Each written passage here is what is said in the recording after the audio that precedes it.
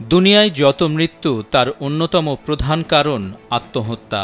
এটা এমন এক সমস্যা যা মানে না লিঙ্গ, বয়স, ধনী দরিদ্র কোনো কিছুই। এতে আক্রান্ত হতে পারেন যে কেউ।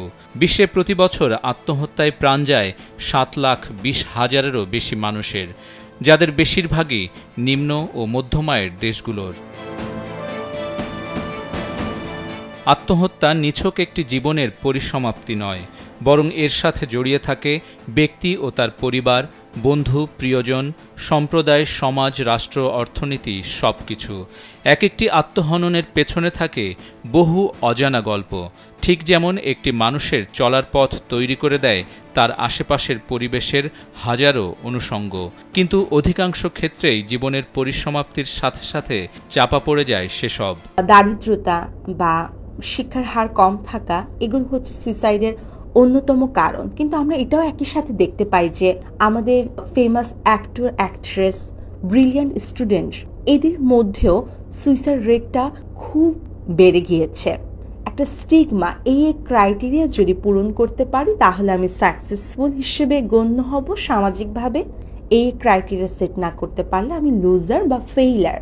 তখনই কিন্তু আস্তে আস্তে ব্যক্তির মধ্যে মানসিক চাপ থেকে বিভিন্ন রকমের আত্মহত্যার আইডিয়েশন, থটস, এরপর তখন সে অ্যাটেম্পটে যায়। বলা হয়ে থাকে আমাদের সমাজে আত্মহননে যত জীবনের পরিসমাপ্তি ঘটছে, এমন দুর্ঘটনার জন্য প্রস্তুতি নিচ্ছেন তার চাইতেও বেশি মানুষ।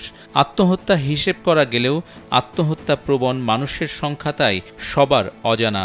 নানা পারিপার্শ্বিক যাতনার মধ্যে ঝুঁকিতে থাকা ব্যক্তির মন মগজে বেড়ে ওঠে পৃথিবীকে বিদায় জানানোর আকাঙ্ক্ষা।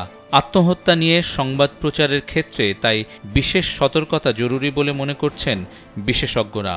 যখন কোথাও কোনো আত্মহত্যা সংঘটিত হয়, তখন মিডিয়া যদি সেই আত্মহত্যার সংবাদ অত্যন্ত বিশদভাবে প্রকাশ করে, যেমন কোথায় হয়েছিল, কিভাবে হয়েছিল, কয়টার সময় হয়েছিল, আত্মহত্যা করার সময় যিনি আত্মহত্যা করেছেন তিনি কি পড়েছিলেন, তার ব্যক্তিগত জীবন, এবং আত্মহত্যার পর তিনি কি পেলেন বা কেন করেছেন, এই সমস্ত খুঁটিনাটি বিষয় যখন একটি মিডিয়াতে ব্যাপকভাবে প্রচার হয়, তখন সেই ইনফরমেশনগুলো আত্মহত্যার ঝুঁকিতে যারা থাকেন তাদের কাছে যায় এবং দুঃখজনকভাবে তারা আত্মহত্যা করে বসেন। এই যে মিডিয়ার এফেক্টে মিডিয়াতে আত্মহত্যার সংবাদ বিশদভাবে প্রচার হওয়ায় যে আত্মহত্যা সংঘটিত হয়, একে বলে আর্থার ইফেক্ট। এবং এই যে সুইসাইডগুলো সংঘটিত হয় সেগুলোকে বলা হয় কপিক্যাট সুইসাইড। 10 সেপ্টেম্বর আন্তর্জাতিক আত্মহত্যা প্রতিরোধ দিবস। 2024 সালে এই দিবসের লক্ষ্য নীরবতা ভেঙে আলোচনা শুরুর মাধ্যমে আত্মহত্যার আখ্যান পরিবর্তন। অর্থাৎ আমাদের সমাজে আত্মহত্যা সংশ্লিষ্ট নীরবতার যে সংস্কৃতি রয়েছে তা থেকে বেরিয়ে আসতে হবে। শুরু হোক খোলামেলা, সহানুভূতিপূর্ণ ও সহায়তামূলক আলাপচারিতা। আত্মহত্যার পেছনে কোনো না কোনো মানসিক রোগ থাকে, অথবা সম্পর্কের জায়গা থেকে কেউ খুব চিটেড হয়েছে বা প্রতারিত হয়েছে, সেই জায়গা থেকেও কিন্তু তারা সুইসাইডের ঝুঁকিতে চলে যায়। মাদকাসক্তি কিন্তু আত্মহত্যাকে মারাত্মকভাবে এক্সিলারেট করে। শিক্ষার সাথে তারা অ্যাডজাস্ট করতে না পারার কারণে কিন্তু সুইসাইডের রিস্কের দিকে চলে যায়। বেকারত্ব থেকেও কিন্তু হতাশা তৈরি হয়, সেখান থেকে দুশ্চিন্তা, বিষণ্ণতা, এবং এক পর্যায়ে গিয়ে ফ্যামিলির সাপোর্টও অনেক ক্ষেত্রে কমে যায়, কারো কারো ক্ষেত্রে দেখা যায়। তখন তাদের কিন্তু আত্মহত্যার চিন্তা তাদের মধ্যে চলে আসে। আমাদের বিভিন্ন গণমাধ্যমে যেভাবে আত্মহত্যার তথ্যগুলোকে, খবরগুলোকে যেভাবে বড় করে ছাপানো হয়, সেখান থেকেও কিন্তু এই আত্মহত্যার চিন্তা বা ধারণা বা ইচ্ছা এগুলো সংক্রামিত হতে থাকে।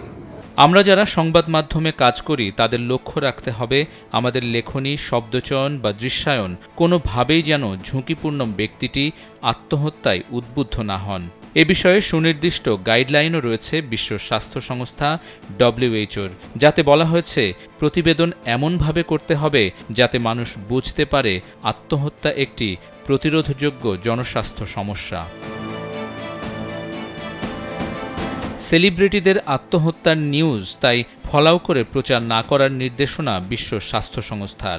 আত্মহত্যাকে সফল প্রেমের পরিণতি হিসেবে তুলে ধরে রোমাঞ্চিত করা যাবে না। যে কারো জীবনে যে কোনো সময়ে আত্মহত্যার চিন্তা মাথায় আসতে পারে, যা মোকাবেলা করা সম্ভব। প্রতিটি প্রতিবেদনে তাই যুক্ত থাকা জরুরি আত্মহনন প্রতিরোধ ও প্রতিকারের দিক নির্দেশনা। 1962 সালে আমেরিকাতে প্রখ্যাত অভিনেত্রী ম্যারিলিন মনরো যখন হঠাৎ করে আত্মহত্যা করেন, তখন তার আত্মহত্যার সংবাদটি গণমাধ্যমে ব্যাপকভাবে প্রচারিত হতে থাকে।